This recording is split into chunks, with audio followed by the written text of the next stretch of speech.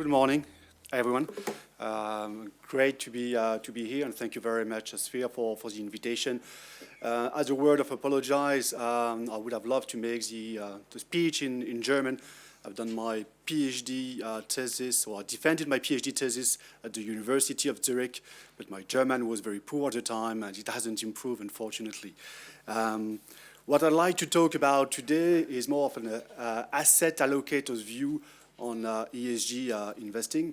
And I would like to do it using my two roles at Crédit Agricole Indosuez. On the one hand, I'm head of ESG advisory, and on the other hand, I'm also a member of the investment committee of the pension fund. So in that two roles, basically, I do face the need to measure the impact not just at the single asset standpoint, not at the fund level, but also very much across all asset classes. And that's a big issue that we face, be it like for private clients with a portfolio made of stock, bond, private equity, structured product, commodities, and so on, or for a pension fund or for any institutional client with a large and diverse portfolio of assets. What is interesting, and to get like a step back, is to see what has happened over the past 15, 20 years and how the ESG world has evolved, to see what we can do now that we were not able to do a while back.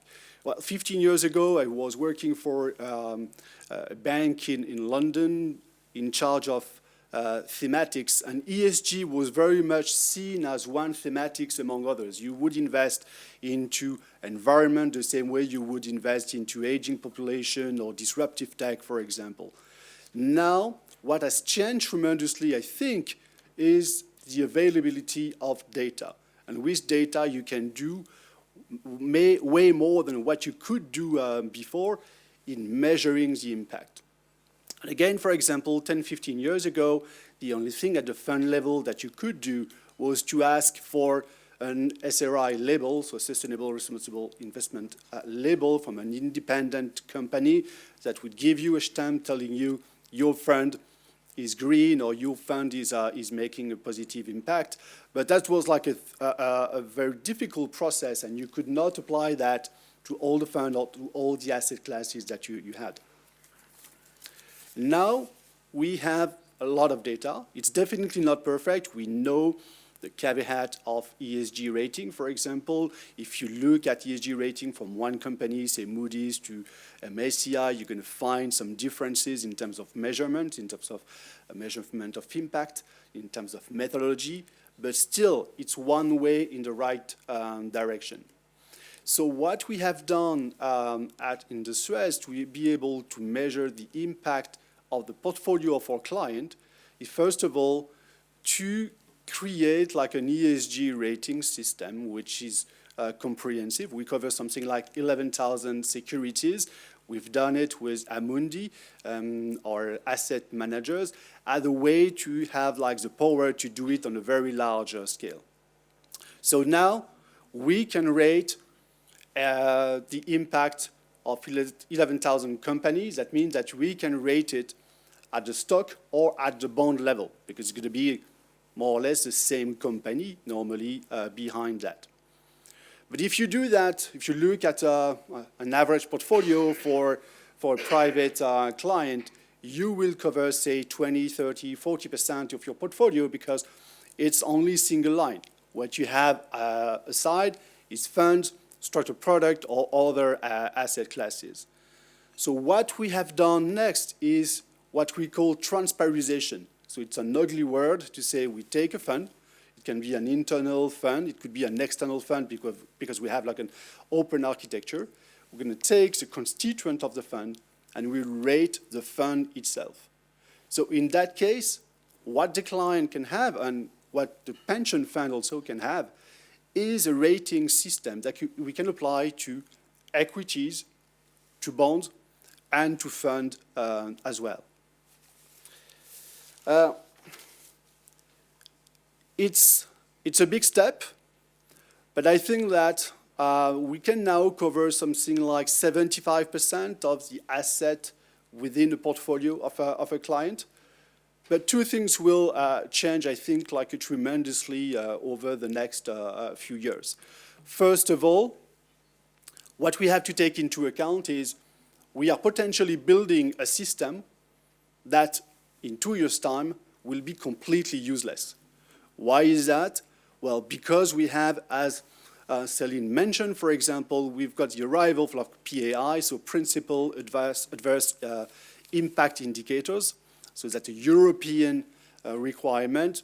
Normally, that should be June 2023, but that could be postponed sometime in 2024. But 2024 is very early, in which every single company in Europe, and it's likely to then expand to other regions, to provide the impact that they have on a number of indicators, such as like CO2 emission, like diversity at the board level, and so on and so forth. So what I mean is that we have built a system, and it's a lot of effort, it's a lot of money to build it, but we have to make it sufficiently transparent and flexible enough to make it easy to change once we have the information, more objective information from the PAI indicator. And I think this is something which will be major because a lot of independent asset managers do not necessarily have the capacity to do all this ESG rating. They may not have the capacity later on to be able to accompany the client with this big change. And last but not least, well, we cover something like 75% of our client assets. So what is remaining 25% or 30%? Well, it's everything which is illiquid. It's very easy, or it's a huge task, but that's possible to have an ESG rating for most of the liquid asset. It gets much more difficult when you get into illiquid assets. For structured product, for example, that's something that we have already dealt with. We are working with a number of other structured product issuers and buyers to have like one common ground when we measure the ESG rating of a structured product. Do you look at the issuer? So if the structured product is issued by Crédit Agricole, Vontobel, or Credit Suisse, do you take the issuer rating? Or do you look at, and that's more complex, the ESG rating of the stocks embedded into the structured product? I think it makes more sense, but that's also way more difficult to measure the indirect effect of a structured product.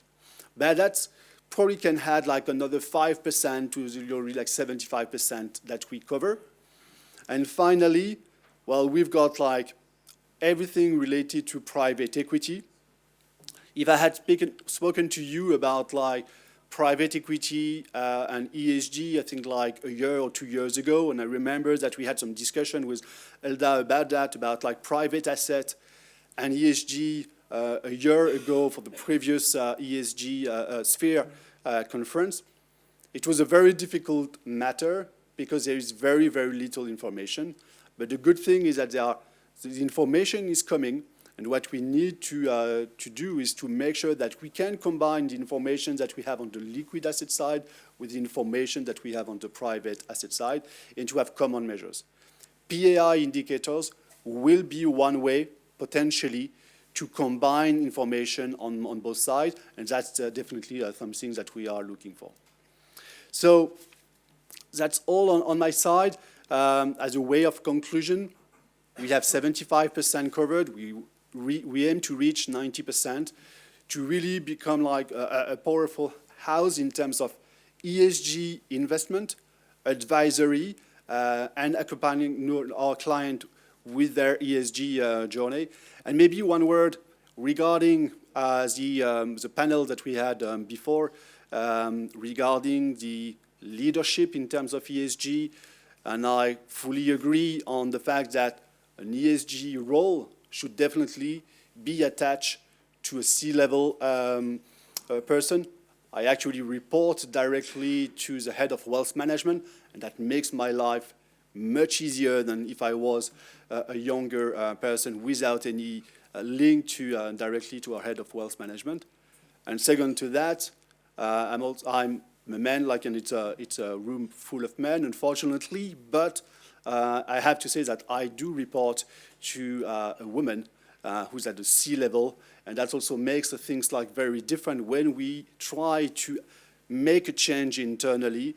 So glad also to be in that role, be able to work with Isabelle Jacob-Nebou, our head of wealth management at CA Indosuez. So thank you very much. I don't want to make too long, because I know that we're all waiting for our coffee break, but happy to be here for